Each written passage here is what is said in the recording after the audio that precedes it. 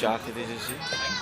এই বিচের ধারেই দোকানগুলো, এই যে বিচ, এই যে দোকান।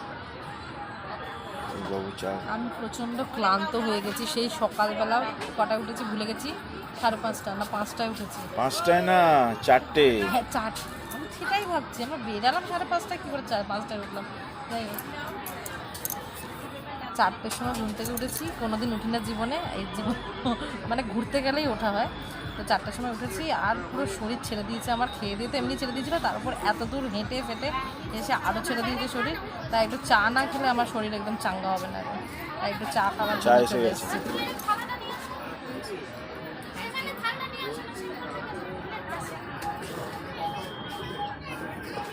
चा आ गया।